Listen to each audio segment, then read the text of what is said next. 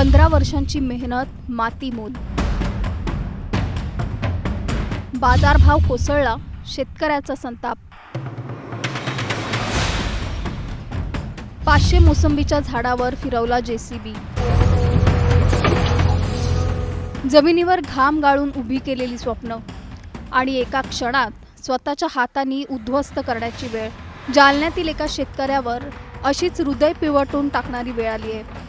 तब्बल 15 वर्ष जपलेली मोसंबीची बाग, ज्यात 500 झाडं होती, तीच बाग आज जेसीबीने जमीनदोस्त करण्यात आली. कारण एकच, बाजारात मिळत नसलेला योग्य भाव आणि वाढत चाललेलं कर्जाचं ओझं. या सगळ्याचा सविस्तर आढावा या व्हिडिओच्या माध्यमातून आपण घेणार आहोत. त्यासाठी हा व्हिडिओ शेवटपर्यंत पाहत राहा आणि टाइम्स नाऊ मराठीला लाईक, फॉलो आणि सबस्क्राईब करा.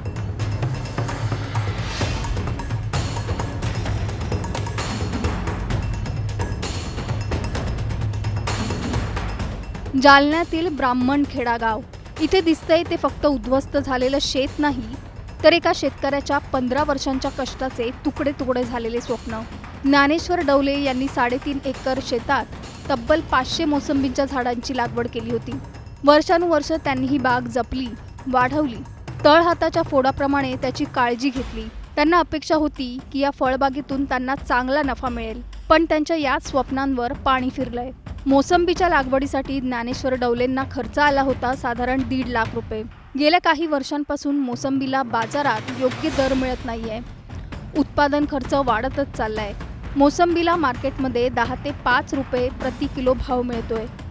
त्यात रोगांचा प्रादुर्भाव, फळगळती आणि निसर्गाचा फटका. परिस्थिती इतकी बिकट झाली की लागवडीसाठी केलेला खर्च, औषध फवारणी आणि खत याचा सुद्धा खर्च निघेनासा झालाय. शेवटी हताश झालेल्या ज्ञानेश्वर डवलेंनी एक टोकाचा निर्णय घेतला आणि स्वतःच्या हाताने उभी केलेली बाग जेसीबीने उद्ध्वस्त केली.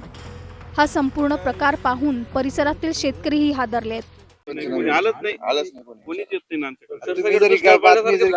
सरकारकडे काही माहित नाही, बाकीचे किती काढणं चालले काय चालले. एक शेतकऱ्यांनी जर काढलं असतं तर मग पंचनाम्याची आवश्यकता नव्हती. मोसंबीचा म्हणजे गळ होऊ लागली म्हणून आम्ही विमा भरत होतो. विम्यात बी मोसंबी बसत नाही, म्हणजे 65 किलो आहे विमा. चाललंय त्याला विमा मोसंबीचा. जालना जिल्ह्यात मंजूर काय होतं, अंगूर, डाळिंब. पश्चिम महाराष्ट्रात मोसंबी नाही. समजा तिथं तिथं मंजूर काय होतो, तिथं मोसंबी. त्या लोकांची डाळिंब आहे, त्याला डाळिंब नाही मंजूर होणार, तिकडे मोसंबी मंजूर होणार. मग इथं आंब्याचा, इथं आमच्या आंबे आहे का नाही, इथं मंजूर कसं होणार आहे, आंब्याचा. एका कोकण आहे का म्हणून आंब्याची विमा भरणार आहे आम्ही. भाव मिळत नाही. रोग आता हे जास्त हे झालेला आहे आणि भाव मिळत नाही. खर्च किती आला तुम्हाला? तर आम्हाला त्याला लावायला खर्च आलता 1.5 लाख रुपये खर्च आलता त्यांना. म्हणजे पूर्ण बाग लावण्याकरता 50,000 रुपये. हा, एकर प्रमाणे असं लागला होता. किती पैसे वसूल झाले वगैरे? त्याचे पैसे वसूलच झाले नाही.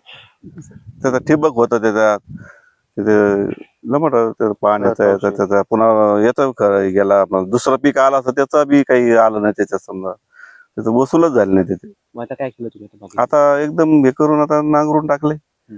आता पुढे हरभरा, सोयाबीन. नियोजन कसं असणार आणि मागणी काय असणार तुमच्या सरकारकडे? सरकारकडे मागणी करायचं म्हणजे करासारखं सरकारच नाही, मागणी करासारखं सरकारच नाही. त्याच्यानं ते मागणीचा काही इशेच नाही. कारण सरकारनं आधी सांगितलेलं आहे की त्याच्याकडे गाडी आहे, हे त्याच्याकडे. मग त्याच्याकडे जमीन जरी असली तर जमीन बिला मोठा रेट आहे जमिनीला. समजा मग जमीन असली तर जमिनीला बी देऊ ना, कर्ज माफीला जे काढ आहे. बरं, आपल्या मोसंबीची झाडं किती होते? किती झाडं तोडली? 500 झाड होतं. हा, 500 झाड तोडलं. 500 झाडं तोडली. हो. किती एकर मध्ये होते? ते 3.5 एकर मध्ये होते. हो. यातून उत्पन्नाची अपेक्षा काय होती, की साधारण किती उत्पन्न येईल? त्याचं उत्पन्न आलं असतं समजा 5-7 लाख रुपये एक आलं असतं ते. समजा आता हातात काहीच पडले नाही. आता काहीच नाही पडलं.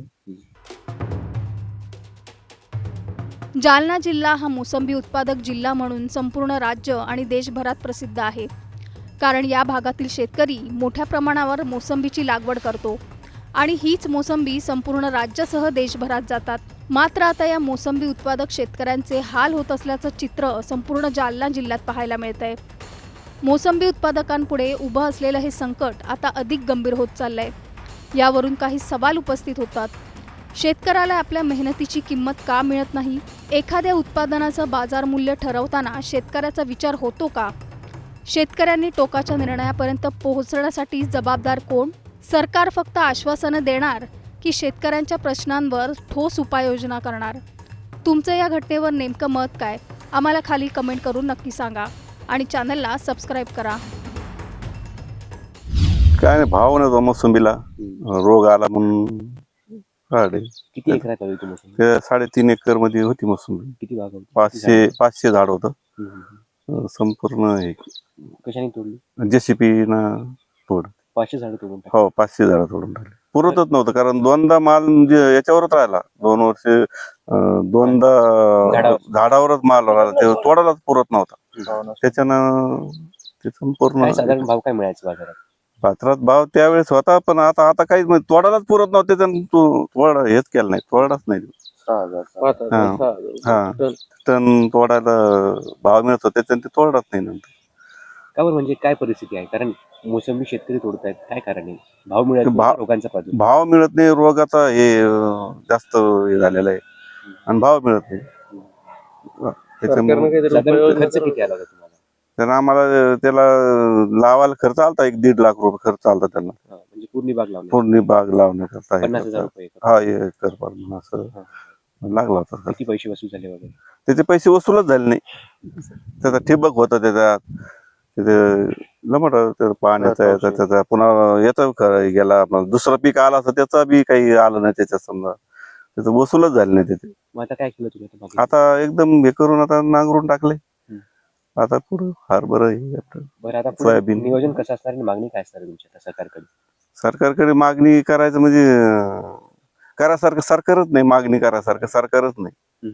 त्याच्यानं ते मागणीचा काही इशूच नाही, कारण सरकारनं आधी सांगितलेलं आहे की त्याच्याकडे गाडी आहे, हे त्याच्याकडे. मग त्याच्याकडे जमीन जरी असली तर जमीन बिला मोठा रेट आहे जमिनीला. समजा मग जमीन असली तर जमिनीला बी देऊ ना, कर्ज माफीला जे काढ आहे. बरं, आपल्या मोसंबीची झाडं किती होते? किती झाडं तोडली तुम्ही? 500 झाड होतं. हा, 500 झाड तोडलं. 500 झाडं तोडून टाकली. हो, किती एकर मध्ये होते? ते 3.5 एकर मध्ये होते. हो, यातून उत्पन्नाची अपेक्षा काय होती? की साधारण किती उत्पन्न येईल? त्याचं उत्पन्न आलं असतं समजा 5-7 लाख रुपये एक आलं असतं त्याचं समजा.